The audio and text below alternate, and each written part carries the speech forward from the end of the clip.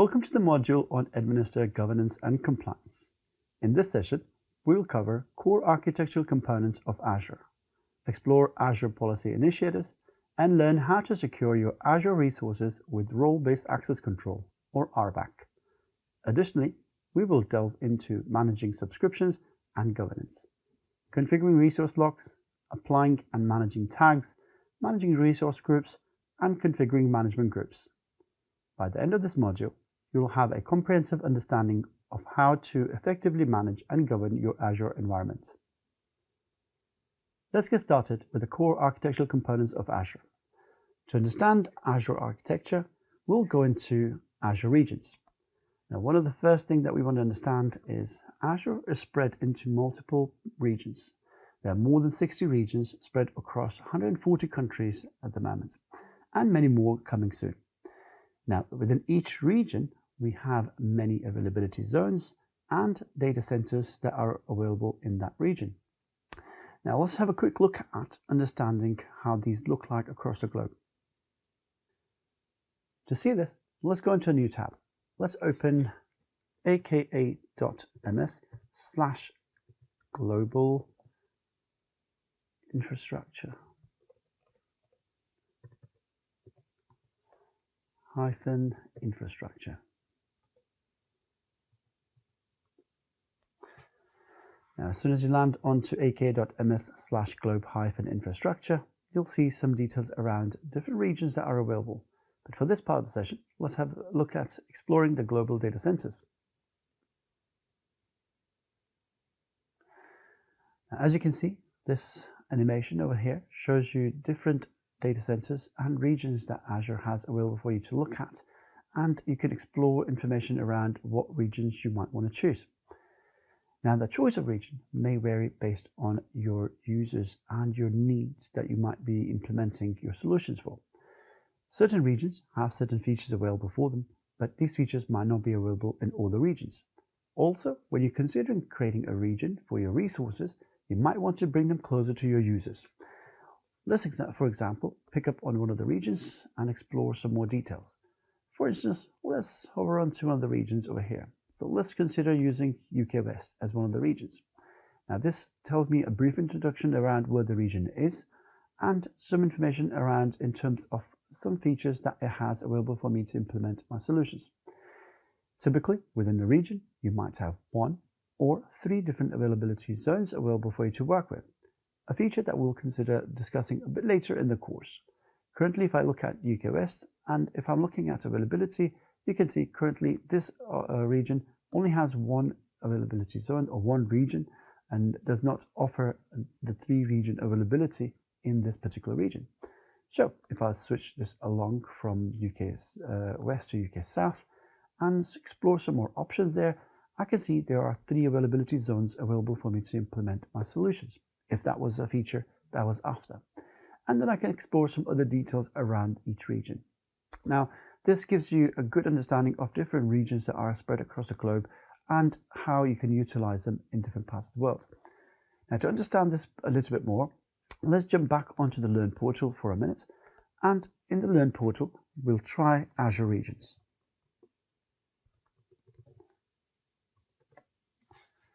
And land onto the Azure region documentation. Now, part of the region documentation, if I look on the details, I can find the list of regions that are currently available for me. And if I scroll down, there's a long list of regions that are available. As you notice carefully, most of these regions will have a region pair available for them to look at. Now, these region pairs are very important, simply because they give you a higher availability for you to access your resources in case there was an outage. Now, these regions are typically kept 300 miles apart from your primary region, just to avoid any natural disasters. Now, you can explore a long list of regions from the documentation here to understand what regions might be suitable for you based on your users and where you want to implement your solutions. Let's jump back onto the slides for now. As mentioned, each region has a paired region, as you saw in the documentation. Now, there are various reasons for you to choose a region. For example, as I mentioned, you can choose a region based on where your users are to reduce latency. However, you could have other reasons for choosing a region. It could be based on data legislations or compliance standards that you might be looking into. For example, if you are creating resources or your solutions in UK region, you might have different laws that you need to comply with to retain your solution or your data in that region and then work with it. Similarly, if I created a solution in UK region, that can ensure that it will comply with the local legislations. Now, apart from the data residency, you might need to look into if a region offers you availability options if you're looking for ensuring higher availability in a solution.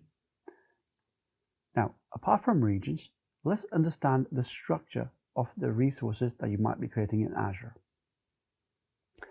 Now, to break down the Azure architecture, after you've understood where the regions or what the regions are, we can list them down into 4 key areas. Now, for me to start with, I'll start with creating a resource. Now, resources form a layer.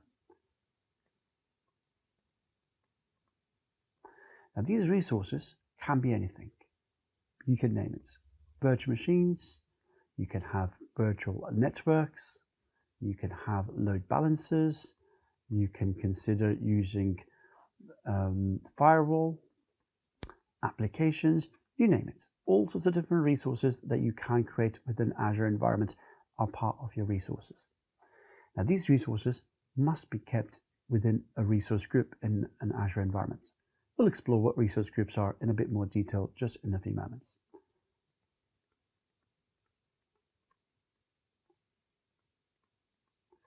Now, your resources and resource groups must belong to a subscription.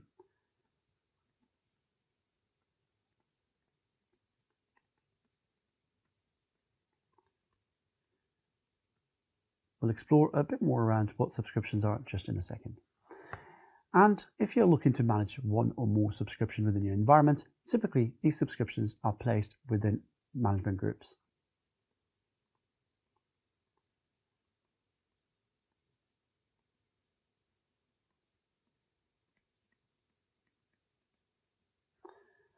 Now let's start picking one of these at a time and explaining a bit more details around this. For the first, let's talk about what a subscription is. Now, Azure subscriptions are used for you to create resources in Azure environments. This is a method for you to pay for the resources that you consume. So it's a billing method that you can pick and choose. Without a subscription, you can't create resources. You might have access to Azure environment, but you're not going to be able to create any resources unless you have a subscription of some sort. We'll cover what different types of subscription you can have just in a moment. However, for example, if you have an account, this is where we could start working within an Azure environment. You may choose to create one or more subscriptions within an account. For example, we have a subscription here called Dev, we have a subscription called Test, and we have a subscription called Production. Now, within a single account, I may have one or many subscriptions, and that's not a constraint. Within each subscription, I can have multiple accounts or users member of that subscription. So it does not have to belong to one user. However, typically you can assign a single subscription to a single user. Otherwise, you could also do this as assigning subscription to an entire department, as in the case of my diagram. You can have a single department like dev department and assign subscription and add all the members of the dev team to be member of the same subscription. Now, as we mentioned, this helps me in understanding the billing boundary of my subscription. So all the resources that get created within this environment will belong to a single subscription. So when I get a bill, typically which is at the end of the month, and is going to show me the charges of the resources that I've consumed, and as long as I've consumed them for, in my one bill at the end of the month. Idea is typically you'll get one bill per subscription. Now, if you need to look at dividing this or understanding some more details around this to know how much did I spend on particular resources, this is something that we can filter further into the bills that we get from the subscription. Now, bearing in mind that we have various methods that we can use as part of my cost management and understand how that looks like in more detail, or dig deeper into my build to understand what resources were consumed. However, if my requirement is that I need multiple builds, then for that, the simple solution I have is to use multiple subscriptions. In this case, if I needed 3 different builds for different departments I'm working with, instead of giving them one subscription, the easiest way around will be to give them 3 different subscriptions, which will then simply bring me 3 different builds. Easier for me to manage if I needed to do that. And again, I can add multiple users to be a member of each subscription. Along with that, it also suggests that it makes or creates me a security boundary around my subscription, which simply means that if I have users that are member of one subscription, they are capable of gaining access to resources, given them they have the rights and access given to them for all the resources that belong within that subscription. They won't be able to gain access to managing resources that belong to another subscription unless they were given access to that subscription. So it creates a security boundary.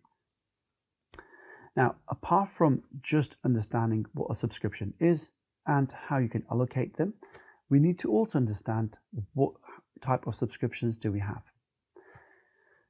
You can get different types of subscriptions. You can start with talking about a free subscription, which is a trial subscription, typically which gives you $200 credit that you can utilize for the first 30 days. Now, if you run out of the $200 credit in day 1, you won't be able to create or use your resources any longer. Or if you elapse the 30 days time period, that subscription runs out. However, you'll still have access to these resources for up to a year. Now, if you want to carry on using these resources, the easiest way around that will be to move away from the free subscription to a paid version, something like pay-as-you-go subscription, typically used by individuals. If you are creating resources and using them for production, then you might be moving on to a monthly payment plan with your pay-as-you-go subscriptions. Like I mentioned, subscriptions typically are billed at the end of the month for the resources that you consume within that time period. Now, if you're not using a resource, you're not going to be charged for having a subscription. Unlike your gym or other memberships that you might have, where you pay at the end of every month, regardless of regardless you attend or you go to the gym. In this case, your subscriptions are not charged just for having a subscription. Now, if you're a small to medium-sized enterprise or a small to medium-sized organization, typically you're going to look at getting subscriptions from a cloud solution provider, which can provide you with different types of subscriptions. A lot of the times, you might be looking for different partners to create solutions for you. As a process, they might need subscriptions to create those solutions, and they hand them over as they pass on the solutions to you. If you're an enterprise level organization, you might already have a committed amount that you are going to spend within the cloud over the year or 2. And based on that requirement, you might already have a requirement of how many subscriptions you need. Or Microsoft can suggest you a number of subscriptions that might be needed for your environment. There is another type of subscription that you can use, which is available for students. Now, this is something that students can utilize to gain access to learning material and try things out in Azure. It gives them a $100 credit for 12 months. They must verify they have a student membership or they're part of an educational organization.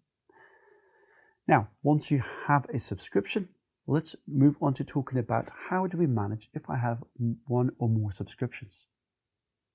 For you to manage your subscriptions, you can use management groups. By default, you will always have a root management group available for you in your environment. So if you are using subscriptions and not managing them using management groups, they will all be available for you to look at under the management groups. However, for you to manage certain subscriptions for different access or different permissions that you want to set or policies, you won't be able to do that straight away. For you to make that process easier for you as an administrator, you might want to split them in different management groups. Now, in root management group, we can create multiple sub-management groups, and we can number these down as assuming level 1. At level 1, in this particular example, we have human resources and IT and marketing. Now, we can even create further layer within that and call this as level 2, And within level 2, you can see under human resources, I have apps, and it stops at that layer. However, in my IT, at level 2, I have production. But if I look at the production, it goes further down into a third layer. Now the level 3 that we have in production goes into further management groups. Now I can repeat this process as long as I reach level 6, and the management groups won't go any further than that. Now there are some limitations on this, and this is something that we can manage up to 10,000 objects within my subscriptions. And the other limitation is I can only go down up to level 6 if I'm creating sub-management groups within my environment. Typically, you'll see organizations breaking their departments into management groups and then dishing out different subscriptions within each department. You can even have further breaking down of your department into teams, and then those teams maybe into sub-teams, and then dishing out different subscriptions to either individual users or an entire team or sub-team to give you a better management. For instance, if there was a need for me to add any rules or policies, let's for example, say I have a new compliance standard that was released for HR, and I wanted to implement some changes onto HR, but I don't want these changes to be implemented on IT or marketing or any other department that I have. All my subscriptions that are under HR, under the sub-management groups, I can simply go and apply a change or rule or a policy right at the HR level in the management group. Anything that is further down, they will automatically inherit any changes that I implement at that level. Makes my life much easier as an administrator to manage my subscriptions. The same thing goes around with any other resource that I have. I can simply go and assign a policy to an individual resource if I needed to. However, that might be a lot of work for me. So we're always looking for least administrative effort when we're looking to implement changes. So instead of applying the same policy or same change to multiple policies, it's easier for me to create a management group and then assign those changes to a management group. So it automatically, all the subscriptions underneath will inherit that change.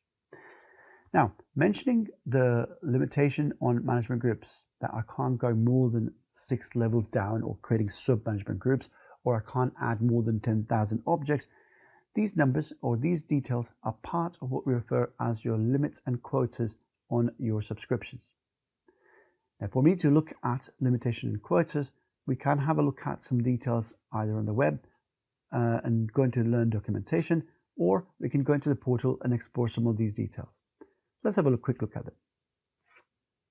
Now, if I go to the browser and search for Azure subscription limits and quotas, I can see I have a document here available for learn.microsoft.com talking about subscription limits and quotas. Let's have a quick look at this. Now, within this document, if you scroll down, it will have a list of different types of resources that you can create within Azure environment and giving you the restrictions and limitations of each subscription.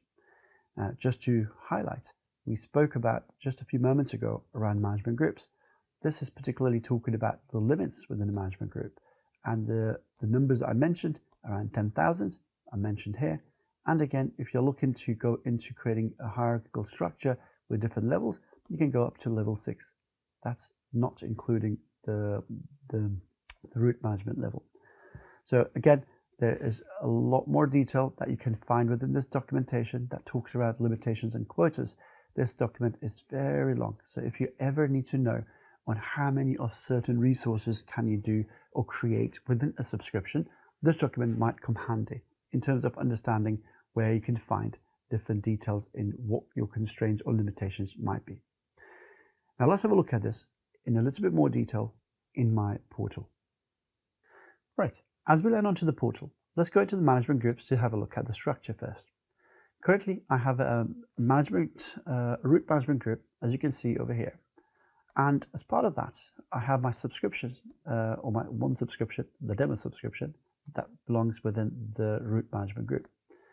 However, if I look at my further management of my management groups, I can see I have 2 different departments at different level 1. So I have finance, which has sub-level departments underneath. Now, if I look further down, I have IT, and I've broken that further down into dev. I do have IT support, and I can break that even down into further sub-levels. Now let's zoom out a little bit just to kind of see the overall structure of how this looks like. So my overall management group, the root management group, has got now a sub-level IT. Within IT, I have dev or IT support, and IT support has further breaking down into a subcategory of different lines of support that I have, first line, second line, third line. Now this is just to give you an example. Now if I was giving different subscriptions to these, I would be simply allocating subscription in different levels and managing them in that way. Now, apart from that, let's jump into the subscription that I have. Now, within my subscription, let's have a quick look at some details. First of all, what we will do is scroll down to the bottom of the subscription blade and have a look at limits and quotas that we were discussing earlier on. Now, within the blade under the settings, I have usage and quotas. So if I go into usage and quotas, now this is restrictions and limitations that I have based on the subscription that I am working with. My subscription might have different limits and quotas as compared to yours, simply because I'm in a demo environment. Typically, looking at this, you can see different types of resources that you can create within your subscription and how many of those can you work with within an environment. Well, let's, for example, look at the very first thing on my list. I can create up to 100 of these resources in my environment, and currently I have 10 of them already created. Now, what are these? These are some sort of resources called DSV3. These are virtual machine compute that I've chosen to create different virtual machines in my setup. Now, interesting part over here is to look at under the adjustment section. Certain features that I have, I can adjust them. I can request for these limits to be extended. However, there are certain limits that are hard sets. That means I can't change them. However, there's an option for me to request for change, and I can create a support ticket for the backend engineers to look into, seeing if there's anything they can do to cater for any more of those resources for me. Now, if they are able to resolve some of those issues, they might be able to allocate you some more resources. However, that will be your hard limit otherwise on that subscription. Now, if you are having issues to create more resources, or if there's a need for it, you can simply create them under a different subscription, if that works well for your solution. Now, just as a quick overview of some of those resources, if I can go back, I mentioned earlier on with subscriptions that we typically get a bill for a subscription. Under my overview of my subscription, I can get a quick overview of that, currently where I stand in terms of my cost, and how the cost will look like in future as a forecast cost for me currently running my resources in the way that I am using them. Now, if I wanted to go drill down into this a little bit more, I simply will look into the cost analysis that I have here that I can go into. Now, to manage some of this, I might start creating budgets. These might be budgets for different projects, different products, different teams, just to manage that they don't overspend more than what we expect them to in an environment.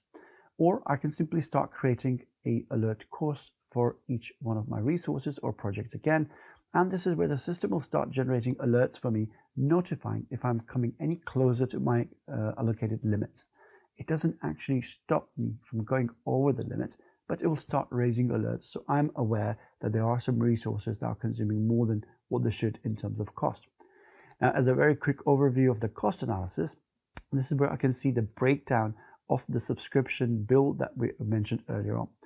Here I can see overall cost of my resources as they stand currently, and then I can go into narrowing this down onto different areas that I might want to dig into. For example, service name. This breaks down different services that I'm implementing and how much they're costing me. Location-wise, different regions that I might be implementing my resources in, or if they're based on different resource groups that I might use as my project names to manage my resources. We'll go into resource groups in a moment. Now, I can change some of these filters to pick and choose quite a few other options from in here. Maybe I'm looking for a particular type of resource type, or a particular provider, or particular service, or other metrics that I might want to pick on in terms of the cost to understand what resource is costing me in my environments and how much. So I can filter and change some of this and drill down a bit more into my builds from there. Now, let's take a step back out of the subscriptions. Let's talk about the next layer that we have in our architectural environment or architectural components for my Azure. Let's jump onto the slides. Now, the next layer down from my subscriptions is resource groups. Within my resource groups or within my environment, when I'm creating a resource, these resources must be kept in a resource group, as mentioned before. You can take an analogy of this as a folder on a Windows computer where you manage all your files. Now, someone might say, well, I don't keep my files in a folder, they're on my desktop. And I'll tell you, if you understand the structure of Windows operating system, desktop is a folder somewhere on your environment. So typically your files are in a folder. However, I don't think this is an exact analogy of resource groups. There are some differences that we can look at. Consider this as a container where you will place all your resources. So they're not floating in the cloud anywhere. They are placed in a resource group. Some of the things to highlight, just to ensure that they're not a folder on in your cloud, you can't rename them. So once I create a resource group, I can't go and change the name for it. Now, if I misspelled something or I want to name it something different, the only way around that is creating a new one. Now, creating is not that difficult. We'll have a look at some of that just in a few moments. You can't create a resource group inside of a resource group. So no nesting is allowed in resource groups. Typically, when you create a resource group, you may choose to create a resource group in one or two different ways. You can create a resource group, let's call this resource group 1, in your environment that you could use for an entire project that you're working on. That means a resource group allows you multiple types of resources in a single resource group. In this case, let's assume a web service, so let's assume a virtual machine, and some sort of a storage account that I have available in this resource group. Maybe that's something that I needed for a project that I'm working on, so all the related resources are kept in the same resource group as a project. I could do things differently. I could start creating resource groups. Let's call this resource group 2 and allocate all my web services into one resource group. I could also create another resource group. Let's call this resource group 3 and place all my virtual machines in a resource group 3. And if I want, I can create another resource group in here. Let's call this resource group 4. Place all my storage accounts in my resource group 4. However, this is not something that you will typically see in normal working environments. It's easier for me to manage an example of resource group 1 in an environment. Like I said before, we're looking for ways for least admin effort in our environment. That means if I'm working with the project, let's assume this web project was only available for us to work with for 2 years. Or let's reduce the time. Let's say this was a promotional period. We are creating a web project for about 3 months. Now, after 3 months, I don't require any of these resources.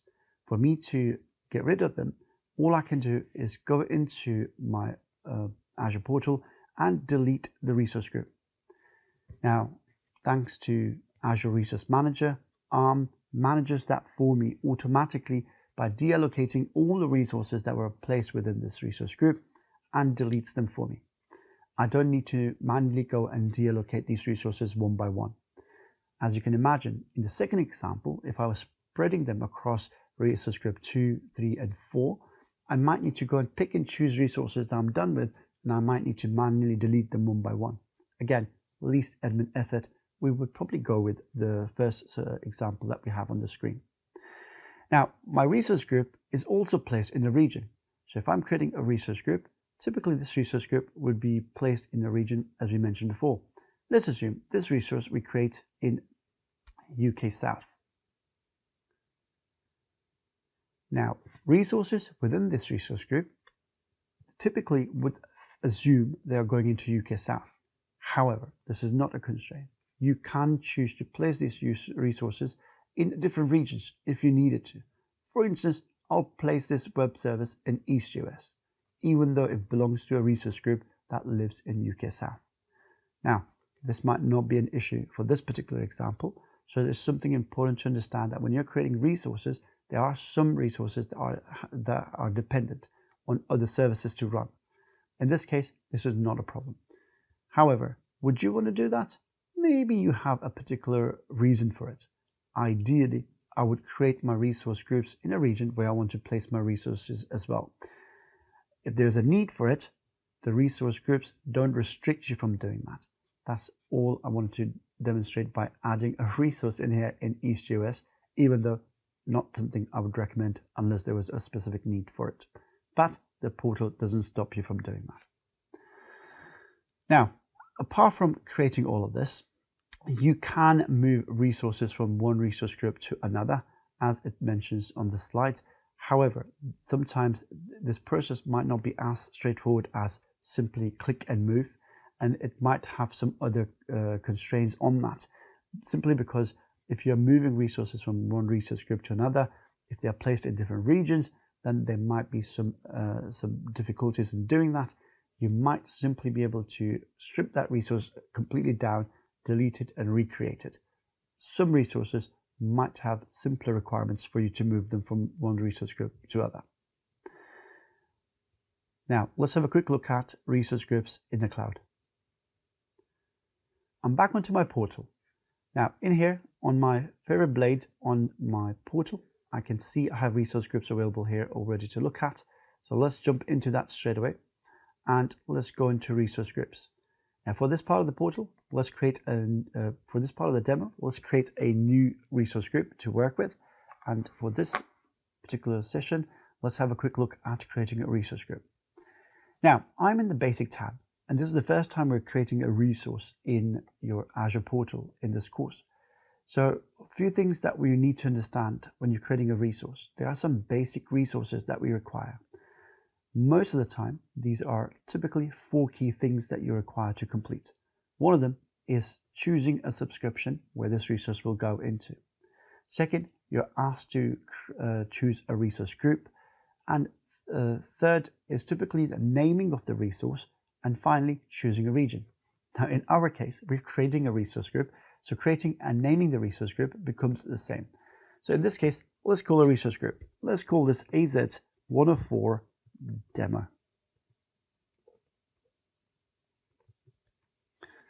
And we're placing our resources today in this resource group.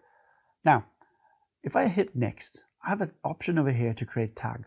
Now you'll see tag for every resource you create.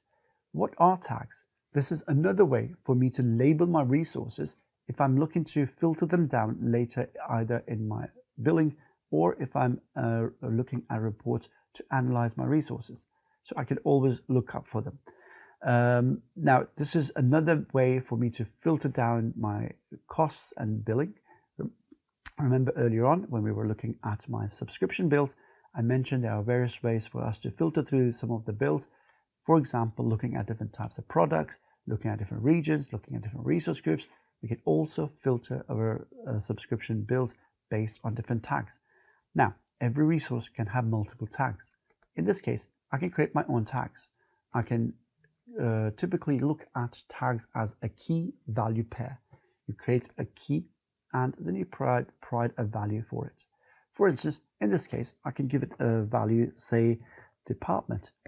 I've already got one. Let's choose one. Now, this particular resource I'm creating is for my dev team. So I'll give it a value of dev.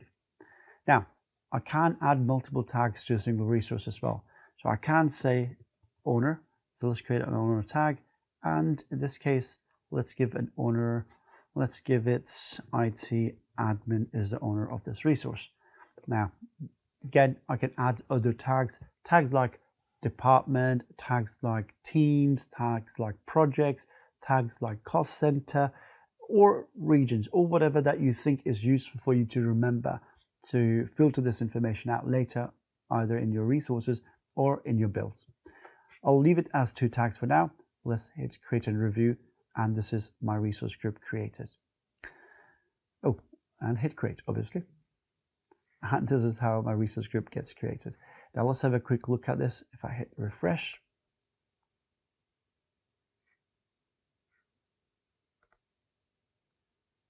and I have my resource group available for me to work with.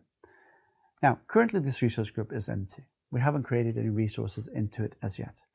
However, earlier I mentioned that if you're looking to create resources in a resource group, it makes it easier if you place all your resources linked to a project in one resource group, and makes it easier for you to manage them.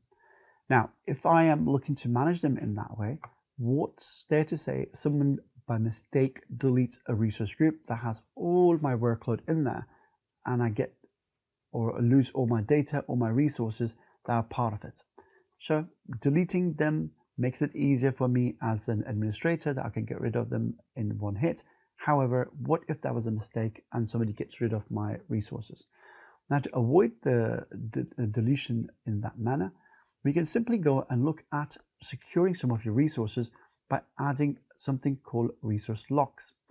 Now, for me to add a lock, all I'm looking for is my locks under my resource groups at the moment, to apply that onto my resource group. Now, let's have a quick look at adding a lock. Currently, there are no locks applied to this resource group. Let's click on Add and explore the options we have for the locks. Under locks, I have two different options. I have a read-only lock and a delete lock. Two different locks that I can apply. I can give a lock a name. There could be a name that this is applied by an IT admin. You choose a name that you like, or you could define a name on the lock saying what type of lock you're applying or the reason you're applying the lock for. Now, by all means, add descriptions to it. Do not delete this.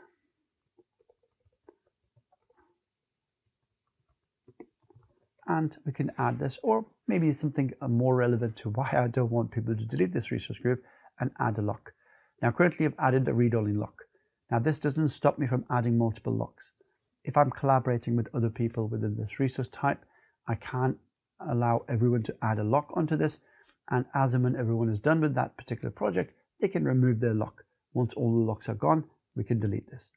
If I've added a lock on this, typically I need to remove the lock before I can go and delete this resource group. Without that, if I try to delete this, it will give me an error saying there's a lock on it, which I need to look into. Now, let's have a quick conversation about some of these details.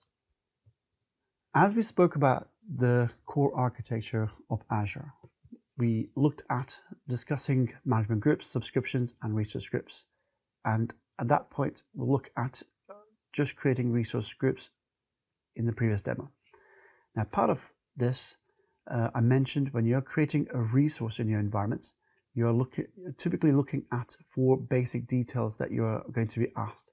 And that's not limited to just these 4, but these are the 4 key areas that you're going to be asked. 1, what subscription you are going to use.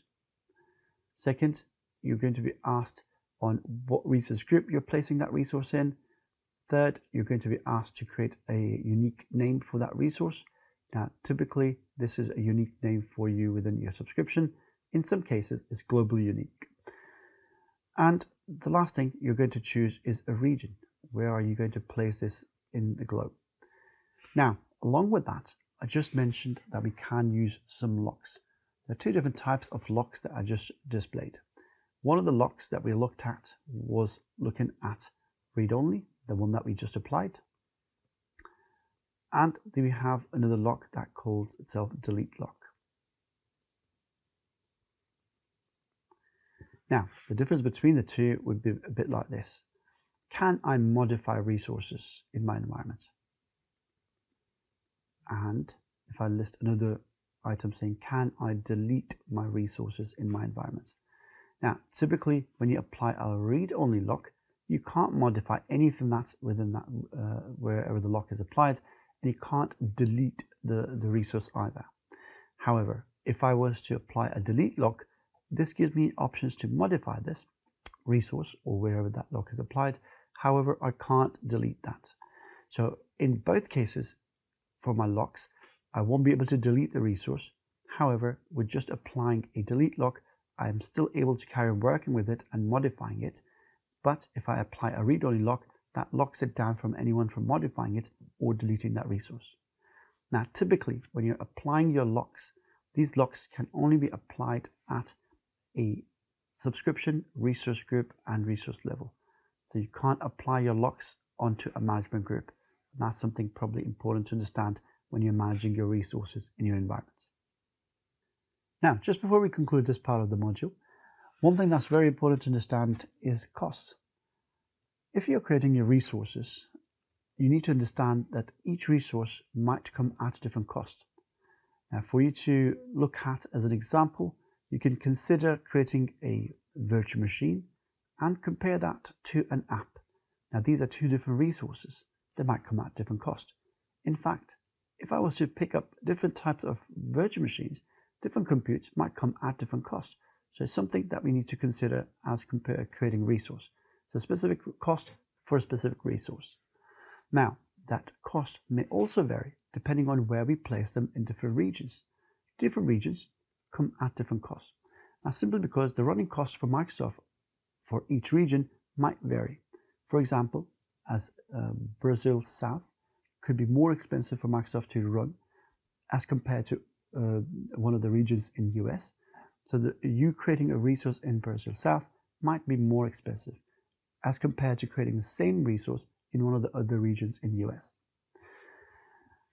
Data costs, you might have or you might incur costs on data that's inbound. Most of the time, data ingress for Azure is free of cost in most scenarios. However, data outbound comes at a cost. Typically, this cost is added onto your resources. However, it's still worthwhile looking into details on the outbound cost of your solutions. You can use reserved instances for most resources where you can already choose a resource that you might be working with for a year or 3 years. Based on that, you can get up to 72% discount on creating that resource for a reserved time period. You get an added discount for that.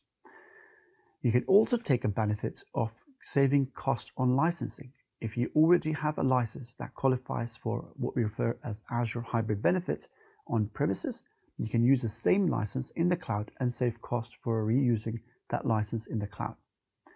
Finally, you can use resources like alerts and budgets as mentioned on the subscription earlier on to limit that cost of your resources or manage the cost of your projects that you're working on.